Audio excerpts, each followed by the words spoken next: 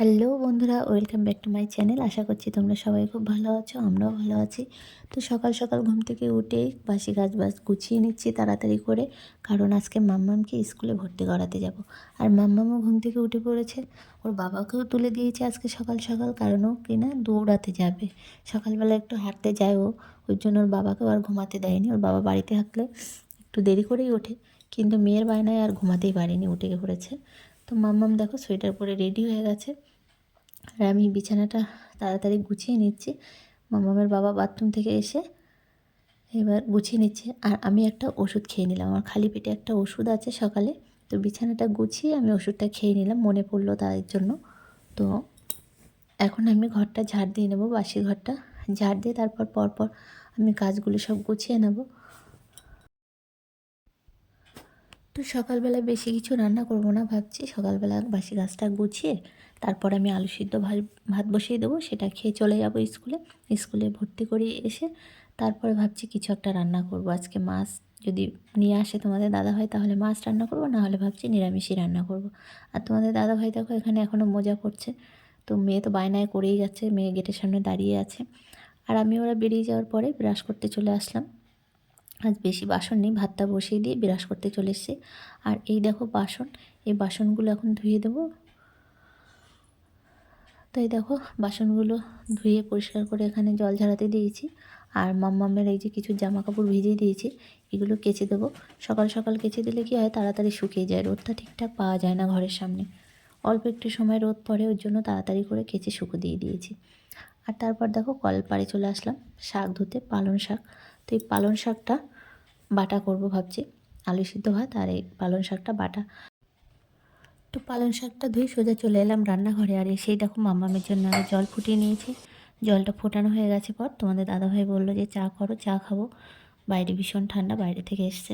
তো ওই জন্য দেখো চা করে নিচ্ছে। আর মাম্মাম দেখো হেঁটে এসে গরম লেগে গেছে বলে সোয়েটার টোয়েটার সব খুলে ফেলেছে। হ্যাঁ, হাতা কাটা জামা পরেছে, ওর এমনিতেই গরম, রাতের বেলা তো কাঁথা গায়ে রাখেই না বাবু। আর সকালবেলা হলে জোর জবস্তি একটু পরিয়ে দিই, তারপর এসে গরম লেগে গেছে বলে সব খুলে দিয়েছে। ভাত হয়ে গেছে আমার রান্না করা, এখন শুধু পালং শাকটা করবো। তবে পালং শাকটা আমি এইভাবে সিদ্ধ বসিয়ে দিচ্ছি, আগে প্রথমে সিদ্ধ করে নেব, তারপর বেটে, তারপর হচ্ছে রসুন দিয়ে শুকনো লঙ্কা দিয়ে তারপর ভালো করে আবার ভাজা করে নেব। তো দেখতে থাকো তোমরা।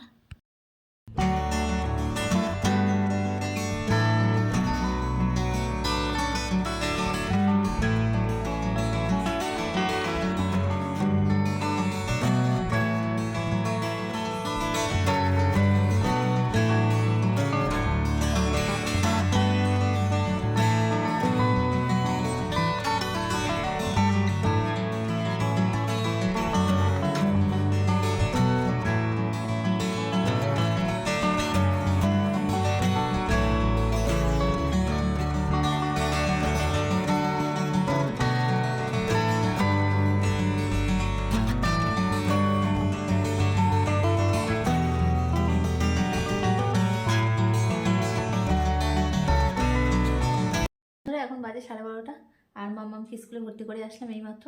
তো এসে তাড়াতাড়ি করে ডাল করেছি আর ডিম ভাজা করেছি, তো ওটা দিয়ে এখন ওকে খাইয়ে নেবো। আর সকালবেলা যাওয়ার সময় তোমাদের সঙ্গে ভিডিও শেয়ার করাই হয়নি, তাড়াহুড়ো করে বেরিয়ে গেছি।